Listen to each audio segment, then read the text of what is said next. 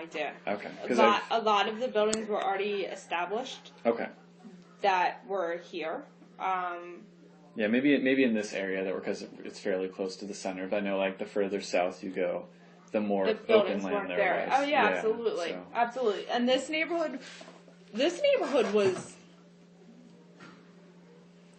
I don't know exactly when it was developed, but like the Swedish population was down on Christian Street, like Christian between Delaware Ave and like Water Street, which is like right below 2nd. Yeah. So the Swedish population was the first real immigrant population to be here besides the Indians. So, and the reason why they settled their church there is because the Swedish were it's a subject. It's like, yeah. It's happening. The apartment building is up that way.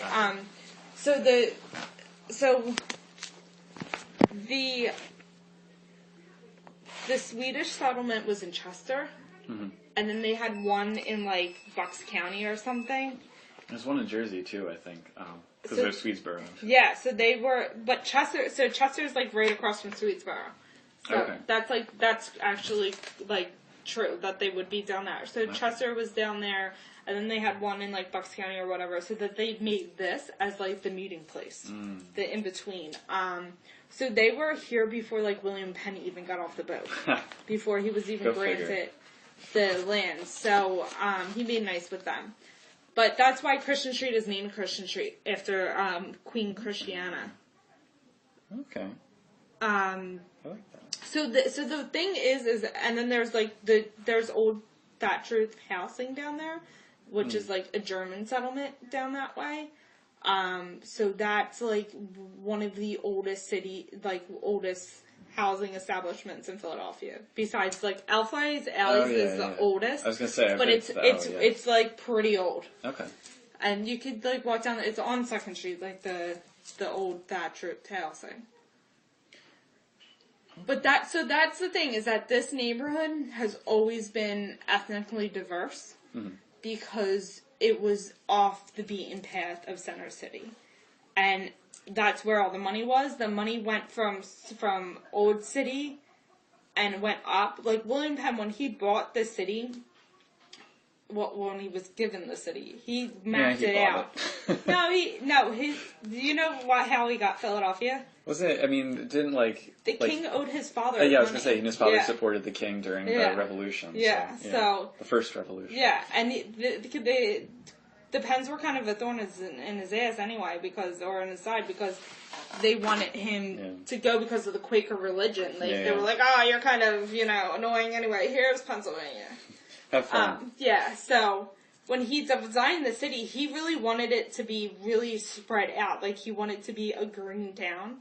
And people, did not want to leave the banks of the Delaware. Yeah. Because that's where all the, ports were coming in. So, as you go farther up to, 30th Street, it didn't get developed until much later. Yeah, I remember that, when you look at the plan and you have, the squares planned out and everything, but, nobody... Yeah, and then if you're in Old City, there's, Dock Street goes like that, and, they all messed up his plan. And then there's, all the little streets kind of... Yeah, could you imagine if we all had houses, with plot land, and, you could have a garden, proto-suburb. That's, what people want now in the city. Yeah. They want that kind of thing. Could you imagine if they just listened to William Penn, they would have it. Yeah. So, this area has always been home to immigrants. Like I said, it was Jewish before it was Italian merchants. And then for the longest time, you had Jewish, you had Greek, you had Lebanese, and Italian immigrants all work here on the street. What's the situation with Greek and Lebanese? Because I had no idea that was even, a presence. They came same way, came through the immigration port. Around the same time? Around the same time frame, That's really interesting. So there's actually St. Marin's. I don't know much about the Greek and Lebanese population in Philadelphia, but I know St. Marin's is on 10th and Ellsworth, and that is a Catholic church, but it's a Lebanese Catholic church. Oh, like Maronite. Okay. Yeah, and then and then the Greeks. I really don't have any information. Yeah, that's just George's over here. The Sandwich Shop and Lorenzo's, they're Greek, and they've been on the street since, like, the early 1900s, since, like, the 1920s. Okay. So they're like one of those Greek merchants that kind of that opened up shop and stayed It's just here. interesting because, like, I mean, I had no idea at all. So. And then the Jewish merchants, a lot of them stayed, a lot of them went. A lot of them went down to 7th and Porter, which was another shopping district. So if you're on 7th and Porter, you can see that it's all, like, retail and then houses above. But now that's all, like, Cambodia and Vietnamese.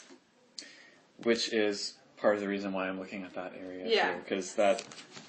So actually, so regarding that, so this kind of ties into one of the things I'm looking at. So I've noticed for, like, people that live, like, right up in that, like, little Cambodia section, there has been some kind of sense of, you know, the change in the neighborhood, both in terms of the people that are there and in terms of, like, the appearance of it. Because now you have, like, shops with, like, Chinese and there's the temple at whatever the corner is. I had thought that there was some presence here, but it seems like there's actually... Of Cambodian? Well, or Vietnamese or Chinese. There is a huge population of Vietnamese and Chinese here. So not so much Cambodian, a little bit, but Vietnamese and Chinese. So in the early 1900s is really when you had the Jewish, Greek, Lebanese, and Italians. Mm-hmm. And then Italians stayed here the longest. If you lived in this neighborhood, you called it 9th Street. If you grew up in South Philly, I've been corrected many times. You wouldn't say the Italian market. Yeah. Because if you were Italian, you wouldn't say I'm going to the Italian market. It kind of went hand in hand. I'm just going to the market.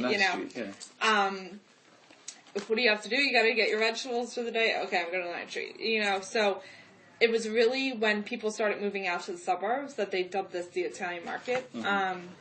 So the Italians are just the population that have stayed here the longest. They're the ones that have deep-rooted connections because they are very traditional in the sense that they came to America with nothing, and like most immigrants did, but they came to America with nothing and they built something out of that nothing, and they wanted to leave it to their children. Mm-hmm.